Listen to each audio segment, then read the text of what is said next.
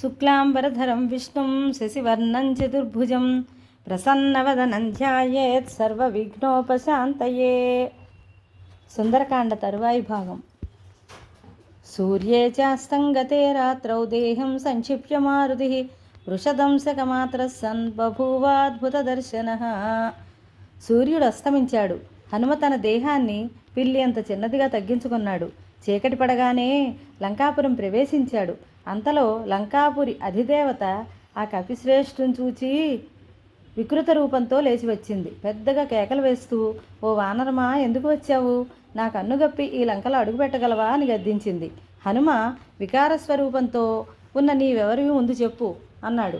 అప్పుడు ఆ స్త్రీ, నేను ఈ లంకానగరం అధిదేవతను, రావణ్ ఆజ్ఞానుసారం ఈ పట్టణాన్ని రక్షిస్తూ ఉంటాను. ఇప్పుడు నీవెవరో చెప్పుంది. అప్పుడు మారుతి, నీవన్నట్లు నేను వానరుడినే. అందమైన ప్రాకారాలు, తోరణాలు, ఉద్యానవనాలు, సుందరమైన భవనాలతో అలరారుతున్న ఈ లంకానగరాన్ని దర్శించాలనే కుతూహలంతో వచ్చాను అన్నాడు. ఆ ప్రదేశాలన్నింటిలో వెతుకుతానని సూచన. అప్పుడు లంకిణి, ఓ వానరాధమా, నా అనుమతి లేకుండా లంకలో ప్రవేశిస్తావా? వెంటనే తిరిగి వెళ్ళు అని హెచ్చరించింది. అప్పుడు హనుమ, నేను ఈ పట్టణం చూచి అలాగే వెళ్ళిపోతానన్నాడు. ఆ మాటలు విని లంకిణి పెద్దగా అరిచేతితో ఆ వానరోత్తముని చరిచింది.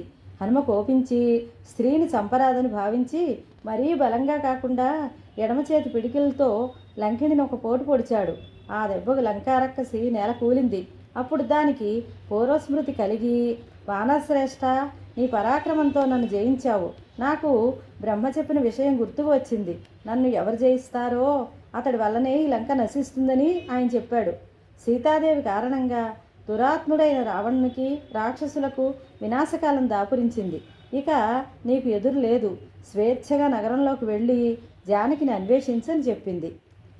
అద్వారేణ మహాబాహు ప్రాకారం అభిపుప్లవే చక్రేధపాదం సవ్యంచ శత్రువునాం సతుమూర్ధని. శత్రుస్థానం కాబట్టి హనుమ ద్వారం గుండా ప్రవేశించకుండా ప్రాకారం మీది నుండి దూకి లంకాపట్టణంలోకి ప్రవేశించాడు. లంకకు అశుభం కోరుకుంటున్నందున శత్రువుల శిరస్సును పెట్టినట్టుగా ముందు ఎడమకాలు పెట్టాడు. రాజవీధిలో సంచరిస్తున్న పావనికి ఆకాశాన్నంటే సౌధాలు గోచరించాయి. అవి స్వర్ణమయమై రత్నఖచితములై గవాక్షాలతో శోభిస్తున్నాయి. వానర వీరుల కోలాహలం వినిపిస్తున్నది. వీధులలో చల్లిన సుగంధ జలాల వాసనలతో పాటు పుష్ప సౌరభాలు ఆస్వాదిస్తూ మారుతి సాగుతున్నాడు. చీకటి పడింది. భవనాలన్నింటిలో దీపాలు వెలిగాయి. ఆ దీపాల వెలుతురులో రాజవీధి పట్టపగల్లాగా ఉంది. భవనం నుండి భవనానికి పోతున్న హనుమ మదవతులైన రాక్షస స్త్రీలు మంద్ర మధ్యమ తారస్థాయిల్లో పాడుతున్న మధుర సంగీతాన్ని, దానితో పాటు రాక్షసులు భుజాలు చెరుచుకునే ధ్వనులను వింటున్నాడు. మంత్రాలు జపిస్తున్న వేదాభ్యసన పరులైన రాక్షసులను, రావణుని గురించి స్తోత్రపాఠాలు చదువుతున్న అనుచరులను చూచాడు. రాజమార్గాన్ని ఆవరించుకొని ఉన్న రాక్షస సైన్యాన్ని, గూఢచారులను వీక్షించాడు. ఒకే కన్ను గలవారిని, ఒక చెవి గలవారిని, వేలాడే పొట్టగలవారిని, మరగుజ్జులను, వివిధ వికార రూపాలతో ఉన్నవారిని, రకరకాల ఆయుధాలు ధరించిన వారిని చూస్తూ హనుమ దేదీప్యమానంగా వెలుగుతున్న రావణ మందిరం చేరుకున్నాడు. ఆ భవనం అశ్వాలతో, మద గజాలతో, రథాలతో శోభిస్తున్నది. దాని చుట్టూ బంగారు ప్రాకారాలున్నాయి.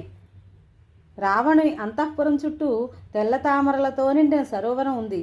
మందిరం లోపల నుండి మధురమైన గానం వినిపిస్తున్నది. మారుతి అంతఃపురంలో అడుగుపెట్టాడు. అప్పుడే భూమిపైన వెన్నెల పరుచుకుని ఉంది. లంకానగరమంతా కామ వివిసమై ఉంది. తంత్రీవాద్యాలు శ్రావ్యంగా మోగుతున్నాయి.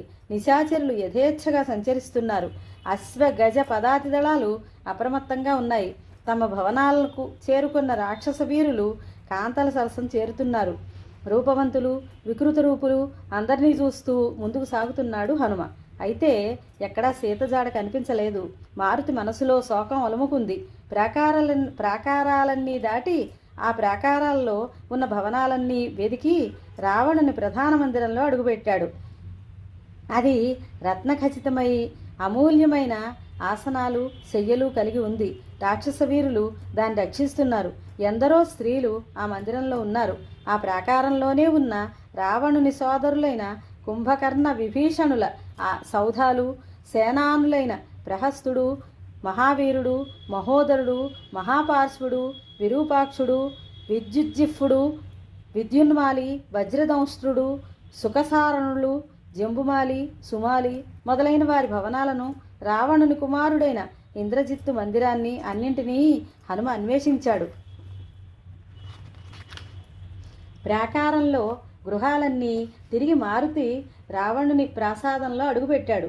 అది మహోన్నతంగా ఉంది. మహావీరుల రక్షణలో ఉంది. రాక్షసులు ఆయుధపాణులై అప్రమత్తంగా కాపలా కాస్తున్నారు. అక్కడ బంగారు కాంతులు వెదజల్లే తెరలతో వివిధ క్రీడాగృహాలున్నాయి. పైభాగాన జయ పతాకాలు ఎగురుతున్నాయి. గోడలకు పొదిగిన రత్నాల కాంతులతో భవనమంతా దేదీప్యమానంగా ఉంది. మధుపానానికి మణిఖచితపాన పాత్రలున్నాయి. నర్తకీమణులు నృత్యం చేస్తుంటే వారి కంకణాలు, వడ్డాణాలు, అందెలు చేసే ధ్వనులు మృదంగనాదానికి అనుగుణంగా వినిపిస్తున్నాయి. సువిశాలమైన ఆ ప్రాసాదాన్ని పరివేష్టించి ఆయుధశాలలు, ధన కనక వస్తువాహనాలకు విడివిడిగా భవనాలు, చంద్రశాలలు, దేవాయతనాలు ఉన్నాయి. వీటన్నిటినీ దానవశిల్పి యముడు నిర్మించాడు. ఈ సకల సంపద రావణుడు తన భుజబలంతో సంపాదించిందే. వీటన్నిటినీ శోధించి ముందుకు సాగిన హనుమకు గాలిలో తేలుతున్న పుష్పక విమానం కనిపించింది. అది భూమికి దిగిన స్వర్గంలాగా ఉంది. ఆ విమానంలో ఎన్నో అంతస్తులు, వాటన్నిటిలో చిత్రశాలలున్నాయి. అది ఆకాశ మార్గంలో వాయువేగంతో పోగలదు. కఠోర తపస్సుతో కుబేరుడు సాధించుకున్న ఈ పుష్పక విమానాన్ని రావణుడు అతడిని జయించి సొంతం చేసుకున్నాడు. స్వర్ణ రత్నమయమైన సుందర వస్తుజాలంతో నిండిన పుష్పకంలో ప్రవేశించి హనుమ సీతమ్మ కోసం అంతటా గాలించాడు. ఆ విమానంలోని విశాలమైన అంతర్భాగంలో మద్యపానం చేసి అర్ధరాత్రి వరకు నృత్య గానగోష్ఠులు జరిపి అలిసిపోయిన స్త్రీలందరూ గాఢ నిద్రలో ఉన్నారు. వారిలో రావణుడు ముల్లోకాల నుండి తెచ్చిన వారు, అతడి పరాక్రమానికి మోహితులై వరించి వచ్చిన వారు ఉన్నారు. వారి నుదుట తిలకాలు చెరిగిపోయి ఉన్నాయి. కంఠహారాలు అస్తవ్యస్తంగా ఉన్నాయి. వక్షస్థలంపై ముత్యాల సరాలు తప్ప వేరే ఆచ్ఛాదన లేదు. కర్ణాభరణాలు ఊడిపోయాయి. కొందరు వక్షస్థలం మీద మృదంగాలున్నాయి. కొందరు తమ సఖుల భుజాలనే తలగడగలా చేసుకున్నారు. కొందరు వస్త్రాలు అస్తవ్యస్తంగా ఉన్నాయి. ఒకరినొకరు ఆలింగనం చేసుకుని కొందరున్నారు. ఇందరు సుందరీమణులు తనకు వశమే ఉన్న రావణుడు సీతను అపహరించి తెచ్చాడంటే ఆమె వీరందరినీ మించిన సౌందర్యవతి అయి ఉండాలని మారుతి అనుకున్నాడు. వీరందరినీ చూస్తూ ముందుకు సాగిన హనుమకు బంగారు దంతాలు, స్ఫటికాలు, రత్నాలతో నిర్మించిన తల్పం గోచరించింది. దివ్యమైన మాలలతో చంద్రకాంతులీనే ఛత్రం దానికి అలంకారంగా ఉంది. సూర్యకాంతితో వెలిగే పాదపీఠం దాని పక్కనే ఉంది. ఆ తల్పం మీద రావణుడు శయనించి ఉన్నాడు. శయ్యకు ఇరువైపులా సుందరీమణులు అతడికి వింజామరలు వీస్తున్నారు.